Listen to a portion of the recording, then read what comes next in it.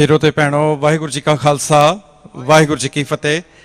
ਅੱਜ ਮੈਨੂੰ ਇੱਥੇ ਆ ਕੇ ਬਹੁਤ ਹੀ ਖੁਸ਼ੀ ਹੋ ਰਹੀ ਹੈ। ਬਾਬਾ ਅਮੀਰ ਸਿੰਘ ਜੀ ਹੋਣਾ ਦੀ ਹਦਾਇਤ ਮਿਲੀ ਸੀ ਕਿ ਜ਼ਰੂਰ ਪਹੁੰਚਣਾ ਜੀ, ਤੇ ਅਸੀਂ ਇੱਕ ਪ੍ਰੋਜੈਕਟ ਲੈ ਕੇ ਇੱਥੇ ਆਏ ਹੋਏ ਹਾਂ ਤੇ ਆਈ ਡਿਸਾਈਡਡ ਕਿ ਮੈਂ ਇੱਥੇ ਜ਼ਰੂਰ ਪਹੁੰਚਾਂ ਤੇ ਆਪ ਜੀ ਸਾਰਿਆਂ ਦੇ ਦਰਸ਼ਨ ਕਰੀਏ। ਤੇ really good to see doctor Jaspal Singh ji, ਵੀਰ ਦਵਿੰਦਰ ਸਿੰਘ ਜੀ ਐਂਡ ਸਰਬਜੋਤ ਸਿੰਘ ਜੀ, ਤੁਹਾਡੇ ਸਾਰਿਆਂ ਦੇ ਦਰਸ਼ਨ ਕਰਕੇ ਬਹੁਤ ਖੁਸ਼ੀ ਹੋ ਰਹੀ ਹੈ। ਡਾਕਟਰ ਔਲਖ ਹੋਣਾ ਦੇ ਨਾਲ ਸਾਡਾ ਪੁਰਾਣਾ ਸੰਪਰਕ ਰਿਹਾ ਹੈ ਥਰੂ ਸਿੱਖ ਹਿਊਮਨ ਡਿਵੈਲਪਮੈਂਟ ਫਾਊਂਡੇਸ਼ਨ, ਜਿਹੜੀ ਕਿ ਅਸੀਂ ਇੱਕ ਆਰਗੇਨਾਈਜੇਸ਼ਨ ਵਾਸ਼ਿੰਗਟਨ ਦੇ ਵਿੱਚ ਬਣਾਈ ਹੈ, ਜਿਹੜੇ ਪੰਜਾਬ ਦੇ ਵਿੱਚ ਗਰੀਬ ਬੱਚੇ ਨੇ ਉਹਨਾਂ ਨੂੰ ਸਕਾਲਰਸ਼ਿਪਸ ਦਿੱਤੀਆਂ ਜਾਂਦੀਆਂ ਤਾਂ ਕਿ ਉਹ ਹਾਇਰ ਐਜੂਕੇਸ਼ਨ ਦੇ ਵਿੱਚ ਜਾ ਸਕਣ ਤੇ ਪ੍ਰੋਫੈਸ਼ਨਲ ਬਣ ਸਕਣ। So it's really wonderful to be here ਇਹਨਾਂ ਸਾਰਿਆਂ ਦੇ ਨਾਲ। ਤੇ ਵੀਰੋ ਦੇ ਭੈਣੋ, ਅਸੀਂ ਅਮਰੀਕਾ ਦੇ ਵਿੱਚ 2014 ਦੇ ਵਿੱਚ 2015 ਦੇ ਵਿੱਚ ਇੱਕ ਕੰਪਨੀ ਹਾਇਰ ਕੀਤੀ ਸੀਗੀ, ਮਾਰਕੀਟਿੰਗ ਕੰਪਨੀ। ਤੇ ਉਹ ਕੰਪਨੀ ਜਿਹੜੀ ਹਿਲਰੀ ਕਲਿੰਟਨ ਲਈ ਵੀ ਕੰਮ ਕਰਦੀ ਰਹੀ ਹੈ ਤੇ ਹਾਰਵਰਡ ਯੂਨੀਵਰਸਿਟੀ ਤੇ ਬਿਲ ਐਂਡ ਮਲਿੰਡਾ ਗੇਟਸ ਫਾਊਂਡੇਸ਼ਨ, ਜਿਹੜਾ ਮਾਈਕਰੋਸਾਫਟ ਦਾ ਚੀਫ ਹੈ ਬਿਲ ਗੇਟਸ, ਉਹਦੇ ਲਈ ਕੰਮ ਕਰਦੀ ਰਹੀ ਹੈ। ਉਸ ਕੰਪਨੀ ਨੂੰ ਅਸੀਂ ਹਾਇਰ ਕੀਤਾ ਤੇ ਅਸੀਂ ਇਹ ਸਰਵੇਖਣ ਕਰਵਾਇਆ ਅਮਰੀਕਾ ਦੇ ਵਿੱਚ, ਇਹ ਪਤਾ ਕਰਨ ਦੀ ਕੋਸ਼ਿਸ਼ ਕੀਤੀ ਵੀ ਕਿੰਨੇ ਕੁ ਲੋਕਾਂ ਨੂੰ ਸਿੱਖਾਂ ਦੇ ਬਾਰੇ ਪਤਾ ਹੈ ਜਾਂ ਸਿੱਖ ਧਰਮ ਬਾਰੇ ਪਤਾ ਹੈ। ਸੋ ਉਹ ਜਿਹੜੀ ਸਾਰੀ ਰਿਪੋਰਟ ਆ ਉਹ ਤੁਸੀਂ ਵੈਬਸਾਈਟ ਦੇ ਉੱਤੇ ਜਾ ਕੇ ਜਾਂ ਇੰਟਰਨੈਟ ਦੇ ਉੱਤੇ ਪੜ੍ਹ ਸਕਦੇ ਹੋ। ਉਹਦਾ ਜਿਹੜਾ ਸਾਨੂੰ ਪਤਾ ਲੱਗਿਆ ਸੀ ਵੀ ਸਿਰਫ 6% ਅਮਰੀਕਨਸ ਨੂੰ ਪਤਾ ਵੀ ਸਿੱਖ ਕੌਣ ਨੇ ਜਾਂ ਉਹਨਾਂ ਨੇ ਕਿਤੇ ਨਾ ਕਿਤੇ ਸੁਣਿਆ ਹੈ, ਬਾਕੀ 75% ਹੈਡ ਨੋ ਕਲੂ। ਜਦੋਂ ਇਹ ਸਰਵੇਖਣ ਸ਼ੁਰੂ ਹੋਇਆ ਸੀਗਾ ਤੇ ਉਸ ਕੰਪਨੀ ਦੇ ਨਾਲ ਸਾਡੀਆਂ ਗੱਲਬਾਤ ਹੋ ਰਹੀ ਸੀ ਵੀ ਕਿਹੜੇ ਸਵਾਲ ਅਸੀਂ ਅਮਰੀਕਨਾਂ ਨੂੰ ਪੁੱਛੀਏ। ਉਹਦੇ ਵਿੱਚ ਇੱਕ ਸਵਾਲ ਅਸੀਂ ਇਹ ਪੁੱਛਿਆ ਸੀਗਾ ਕਿ ਗੁਰੂ ਨਾਨਕ ਸਾਹਿਬ ਨੂੰ ਕਿੰਨੇ ਕੁ ਲੋਕ ਜਾਣਦੇ ਨੇ, ਤੇ ਤੁਹਾਡਾ ਕੀ ਖਿਆਲ ਹੈ ਕਿ ਕੀ ਪਰਸੈਂਟੇਜ ਹੋਏਗੀ ਅਮਰੀਕਨਾਂ ਦੀ? ਕੋਈ ਗੈਸ ਕਰਨਾ ਚਾਹੇਗਾ ਵੀ ਕਿੰਨੇ ਕੁ ਬੰਦੇ ਸਾਡੇ ਗੁਰੂ ਨਾਨਕ ਸਾਹਿਬ ਨੂੰ ਜਾਣਦੇ ਨੇ? ਐਨੀਬਡੀ?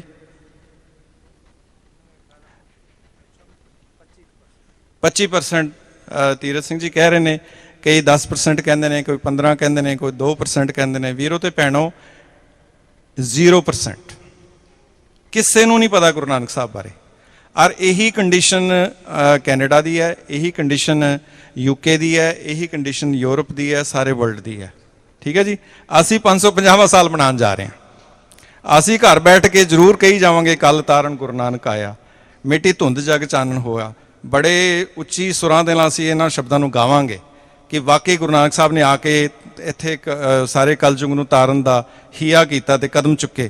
ਪਰ ਵੀਰੋ ਤੇ ਭੈਣੋ, ਅਸੀਂ ਆਪਣੇ ਜੇ ਇਸ ਚੀਜ਼ ਨੂੰ ਝਾਤੀ ਮਾਰ ਕੇ ਦੇਖੀਏ ਕਿ ਕਿੰਨੇ ਕੁ ਲੋਕ ਗੁਰੂ ਨਾਨਕ ਸਾਹਿਬ ਦੀ ਗੱਲ ਨੂੰ ਸੁਣ ਸਕੇ ਨੇ ਜਾਂ ਉਹਨਾਂ ਤੱਕ ਉਹਨਾਂ ਦੀ ਪਹੁੰਚ ਹੈਗੀ ਹੈ।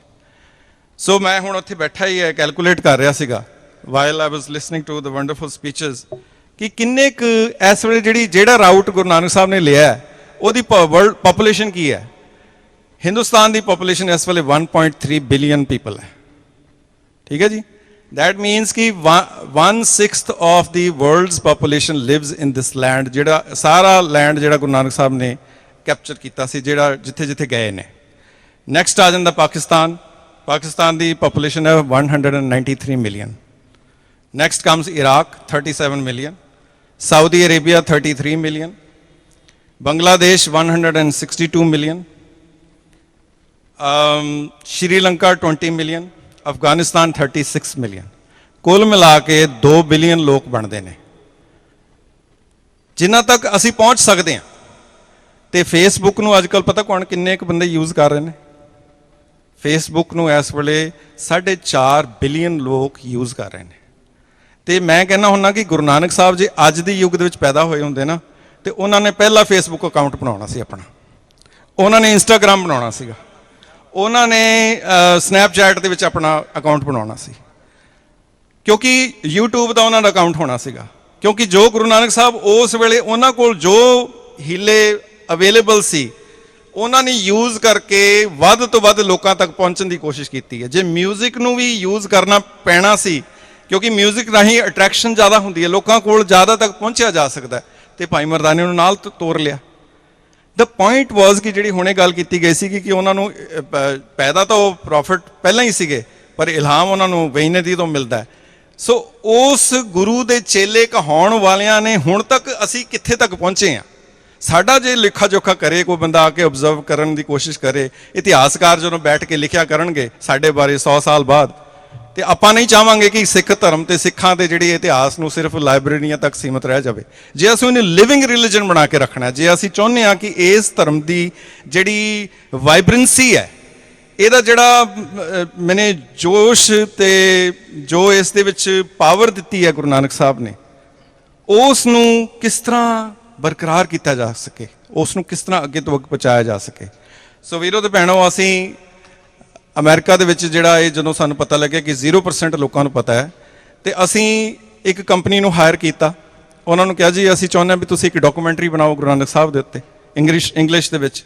ਉਹ ਕਹਿੰਦੇ ਜੀ ਸਾਨੂੰ ਤਾਂ ਪਤਾ ਨਹੀਂ ਵੀ ਅਮਰੀਕਨ ਲੋਕ ਇਸ ਨੂੰ ਸੁਣਨਾ ਵੀ ਚਾਹਣਗੇ, ਇਹ ਬੜਾ ਫੋਰਨ ਜਿਹਾ ਬੰਦਾ ਹੈ, ਇਹਦੇ ਬਾਰੇ ਕੀ ਇਹਦੇ ਉਹਨਾਂ ਦੇ ਵਿੱਚ ਇੰਟਰਸਟ ਹੋਏਗਾ ਕਿ ਨਹੀਂ ਹੋਏਗਾ, ਤੁਸੀਂ ਸਾਨੂੰ $5000 ਦਿਓ, ਅਸੀਂ ਰਿਸਰਚ ਕਰਾਂਗੇ। ਅਸੀਂ ਉਹਨਾਂ ਨੂੰ $5000 ਦਿੱਤਾ। ਉਹਨਾਂ ਨੇ 3 ਮਹੀਨੇ ਰਿਸਰਚ ਕੀਤੀ। ਰਿਸਰਚ ਕਰਨ ਤੋਂ ਬਾਅਦ ਆ ਕੇ ਉਹਨਾਂ ਨੇ ਸਾਨੂੰ ਇਹ ਕਿਹਾ ਕਿ ਜੀ ਇਹ ਤਾਂ ਸਬਜੈਕਟ ਹੀ ਬੜਾ ਕਮਾਲ ਦਾ ਹੈ, ਜੋ ਗੁਰੂ ਨਾਨਕ ਸਾਹਿਬ ਦਾ ਮਿਸ਼ਨ ਹੈ ਤੇ ਜੋ ਉਹਨਾਂ ਦਾ ਸੰਦੇਸ਼ ਹੈ, ਇਸ ਵੇਲੇ ਅਮਰੀਕਾ ਨਹੀਂ ਸਾਰੀ ਦੁਨੀਆ ਨੂੰ ਇਸ ਦੀ ਲੋੜ ਹੈ।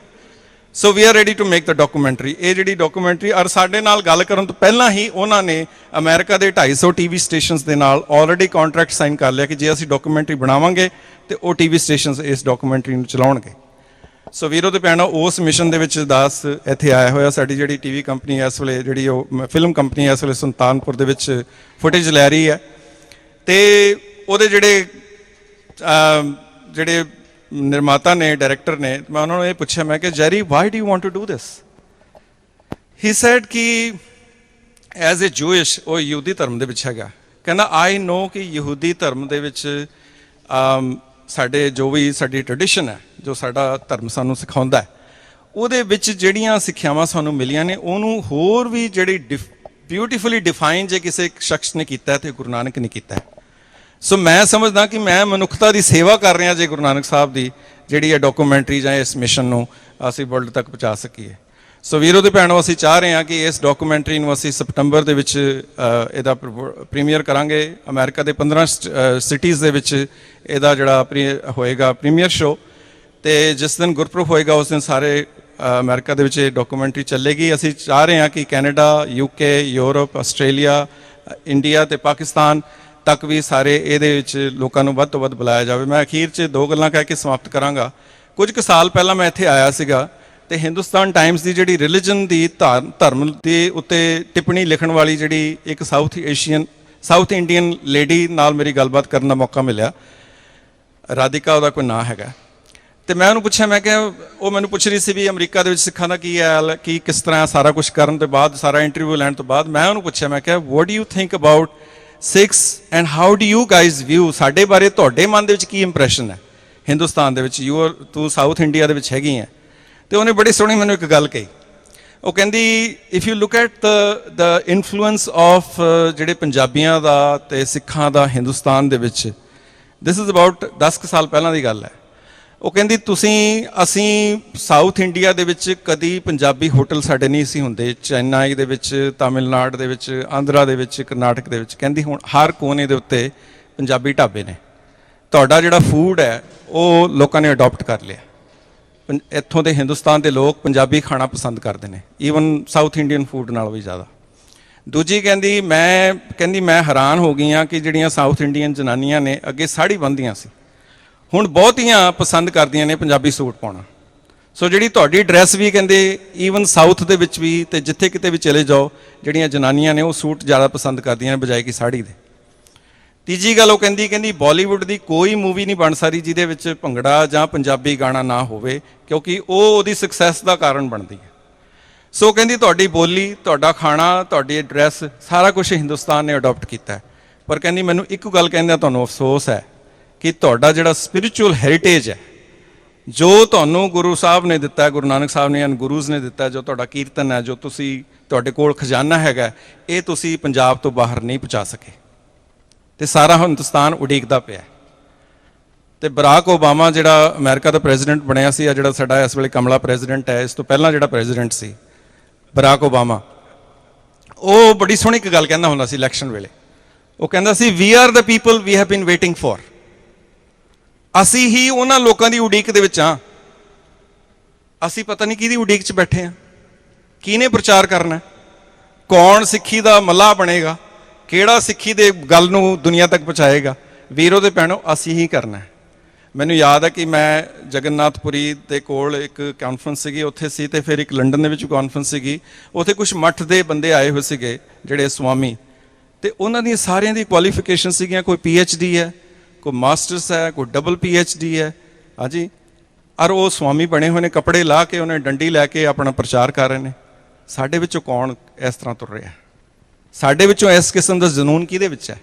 ਅਸੀਂ ਪ੍ਰਚਾਰਕਾਂ ਨੂੰ ਗਾਲਾਂ ਕੱਢਦੇ ਰਹਿੰਦੇ ਹਾਂ ਕਿ ਜੀ ਪ੍ਰਚਾਰ ਨਹੀਂ ਕੀਤਾ ਜੀ, ਅਸੀਂ ਹੋਰਾਂ ਜਥੇਬੰਦੀਆਂ ਨੂੰ ਕਰਦੇ ਰਹਿੰਦੇ ਹਾਂ। ਵੀਰੋ ਤੇ ਭੈਣੋ, ਨਾਓ ਦ ਟਾਈਮ ਹੈਜ਼ ਕਮ ਕਿ ਵੀ ਕੈਨ ਡੂ ਇਟ। ਔਰ ਜੋ ਸਾਡੇ ਕੋਲ ਇਸ ਵੇਲੇ ਸੋਸ਼ਲ ਮੀਡੀਆ ਦੇ ਟੂਲਸ ਨੇ, ਜਿਨ੍ਹਾਂ ਰਾਹੀਂ ਦੁਨੀਆ ਦੇ ਵਿੱਚ ਹਰ ਥਾਂ ਦੇ ਉੱਤੇ ਅਸੀਂ ਇਹ ਗੱਲ ਪਹੁੰਚਾ ਸਕਦੇ ਹਾਂ। ਅਸੀਂ ਜਿੰਨਾ ਸਰਮਾਇਆ ਸਿੱਖਾਂ ਕੋਲ ਹੈ, ਇਤਿਹਾਸ ਦੇ ਵਿੱਚ 500 ਸਾਲ ਤੱਕ ਇੰਨਾ ਸਰਮਾਇਆ ਕਿਸੇ ਕੋਲ ਨਹੀਂ ਸੀਗਾ। ਅਸੀਂ ਵਾਈਟ ਹਾਊਸ ਦੇ ਲਈ ਇੱਕ ਲਿਸਟ ਬਣਾਈ 1.5 ਸਾਲ ਪਹਿਲਾਂ ਕਿ ਕਿੰਨੇ ਕੁ ਸਿੱਖ ਨੇ ਤੇ ਕਿੰਨੇ ਕੁ ਉਹਨਾਂ ਦੀ ਅਕੰਪਲਿਸ਼ਮੈਂਟਸ ਨੇ ਅਮਰੀਕਾ ਦੇ ਵਿੱਚ, ਤੇ 1.5 ਪੇਜ ਦਾ ਇੱਕ ਮੈਂ ਡਾਕੂਮੈਂਟ ਤਿਆਰ ਕੀਤਾ ਸੀਗਾ ਵੀ ਕਿੰਨੇ ਸਿੱਖ ਕਿਹੜੇ ਥਾਂ ਦੇ ਉੱਤੇ ਕਿੰਨਾ ਪੈਸਾ ਕਮਾ ਰਹੇ ਨੇ, ਤੇ ਕਿੰਨਾ ਉਹਨਾਂ ਨੇ ਜਿਹੜਾ ਉਹਨਾਂ ਦੇ ਕੋਲ ਜਿਹੜੀ ਵੈਲਥ ਜਨਰੇਸ਼ਨ ਦਾ ਕੰਮ ਕਰ ਰਹੇ ਨੇ। 1.5 ਪੇਜ ਦੇ ਡਾਕੂਮੈਂਟ ਦੇ ਵਿੱਚ we had come to the conclusion ਕਿ $100 ਬਿਲੀਅਨ ਦੀ ਸਰਮਾਏ ਦੇ ਉੱਤੇ ਸਿੱਖ ਬੈਠੇ ਨੇ ਇਕੱਲੇ ਅਮਰੀਕਾ 'ਚ, ਤੇ ਕੈਨੇਡਾ ਚਲੇ ਜਾਓ, UK ਚਲੇ ਜਾਓ। ਪਰ ਜੇ ਅਸੀਂ ਲੇਖਾ ਜੋਖਾ ਕਰੀਏ ਕਿ ਇਸ ਸਰਮਾਏ ਦੇ ਉੱਤੇ ਬੈਠਣ ਵਾਲੇ ਲੋਕਾਂ ਨੇ ਆਪਣੇ ਧਰਮ ਨੂੰ ਵਧਾਉਣ ਦੇ ਵਿੱਚ ਕਿੰਨਾ ਕੁ ਯੋਗਦਾਨ ਪਾਇਆ, ਆਈ ਥਿੰਕ ਆਪਾਂ ਸਾਰੇ ਚੁੱਪ ਹੋ ਜਾਵਾਂਗੇ, ਸਾਡੀ ਬੋਲਤੀ ਬੰਦ ਹੋ ਜਾਏਗੀ। We will have nothing to say. So ਇਸ ਕਰਕੇ ਆਓ ਸਾਰੇ ਵੀਰੋ ਤੇ ਭੈਣੋ ਰਲ ਕੇ, ਸਾਰੇ ਹੀ ਆਪਾਂ ਪ੍ਰਚਾਰਕ ਹਾਂ, ਸਾਰੇ ਹੀ ਆਪਾਂ ਜਥੇਦਾਰ ਹਾਂ, ਸਾਰੇ ਹੀ ਗੁਰੂ ਨਾਨਕ ਦੇ ਸਿੱਖਾਂ, ਕਿਸੇ ਦੇ ਉੱਤੇ ਨਿਗਾਹ ਨਾ ਮਾਰੀਏ, ਕਿਸੇ ਵੱਲ ਉਂਗਲ ਨਾ ਚੁੱਕੀਏ। Let us all do our own thing and whatever we can do. So ਆਪ ਸਾਰਿਆਂ ਦਾ ਬਹੁਤ ਬਹੁਤ ਧੰਨਵਾਦ, ਬਾਬਾ ਜੀ ਦਾ ਬਹੁਤ ਬਹੁਤ ਧੰਨਵਾਦ ਕਿ ਸਾਨੂੰ ਅੱਜ ਤੁਹਾਡੇ ਨਾਲ ਇੱਥੇ ਵਿਚਾਰ ਪ੍ਰਗਟ ਕਰਨ ਦਾ ਮੌਕਾ ਮਿਲਿਆ। ਤੇ ਨਾਲ ਹੀ ਅਸੀਂ ਇੱਕ ਟੀਚਾ ਰੱਖਿਆ ਕਿ ਗੁਰੂ ਨਾਨਕ ਸਾਹਿਬ ਦੀ ਯਾਦ ਦੇ ਵਿੱਚ 10 ਲੱਖ ਰੁੱਖ ਲਗਾਈਏ। ਤੇ ਅਮਰੀਕਾ ਦੇ ਵਿੱਚ ਵੀ ਅਸੀਂ ਸ਼ੁਰੂ ਕੀਤਾ, ਆਸਟ੍ਰੇਲੀਆ ਦੇ ਵਿੱਚ ਵੀ ਸ਼ੁਰੂ ਹੋ ਗਿਆ, ਡਰਬੀ UK ਦੇ ਵਿੱਚ ਵੀ ਸ਼ੁਰੂ ਹੋ ਗਿਆ, ਤੇ ਕੈਨੀਆ ਦੇ ਵਿੱਚ ਵੀ ਦਰਖਤ ਲੱਗਣੇ ਸ਼ੁਰੂ ਹੋ ਗਏ ਨੇ। ਸੋ ਸਾਡਾ ਟੀਚਾ ਹੈ ਕਿ ਵਰਲਡ ਬੈਂਕ ਤੇ ਯੂਨਾਈਟਿਡ ਨੇਸ਼ਨਸ ਨੂੰ ਅਸੀਂ ਇਹ 1 ਮਿਲੀਅਨ ਰੁੱਖ ਲਗਾ ਕੇ ਇਹ ਟੀਚਾ ਦੱਸਣਾ ਚਾਹੁੰਦੇ ਹਾਂ ਕਿ ਗੁਰੂ ਨਾਨਕ ਸਾਹਿਬ ਨੇ ਜਿਹਨੇ ਪਵਨ ਗੁਰੂ ਪਾਣੀ ਪਿਤਾ ਦਾ ਸੰਦੇਸ਼ ਦਿੱਤਾ ਸੀਗਾ, ਉਹਨੂੰ ਉਹਦੇ ਜਨਮ ਦਿਨ ਨੂੰ ਮਨਾਉਂਦਿਆਂ ਹੋਇਆਂ ਉਸ ਦੇ ਮੰਨਣ ਵਾਲਿਆਂ ਨੇ ਧਰਤੀ ਨੂੰ ਠੰਡਕ ਪਹੁੰਚਾਉਣ ਲਈ, ਤੇ ਕਲਾਈਮੇਟ ਚੇਂਜ ਜੋ ਇਸ ਵੇਲੇ ਤਾਪਮਾਨ ਵੱਧ ਰਿਹਾ, ਜਿਹਦਾ ਆਪਾਂ ਹੁਣ ਇੱਥੇ ਮਹਿਸੂਸ ਵੀ ਕਰ ਰਹੇ ਹਾਂ, ਇਸ ਨੂੰ ਠੰਡਕ ਪਹੁੰਚਾਉਣ ਲਈ ਸਿੱਖਾਂ ਨੇ ਆਪਣਾ ਯੋਗਦਾਨ ਪਾਇਆ। ਐਦਾਂ ਦੀ ਪਛਾਣ ਜੇ ਸਾਡੀ ਹੋਣ ਲੱਗ ਜਾਏਗੀ ਤੇ ਆਪਣੇ ਆਪ ਹੀ ਸਾਡੀ ਰਿਸਪੈਕਟ ਵੀ ਵੱਧ ਜਾਏਗੀ। ਆਪ ਸਾਰਿਆਂ ਦਾ ਬਹੁਤ ਬਹੁਤ ਧੰਨਵਾਦ ਜੀ। ਵਾਹਿਗੁਰੂ ਜੀ ਕਾ ਖਾਲਸਾ, ਵਾਹਿਗੁਰੂ।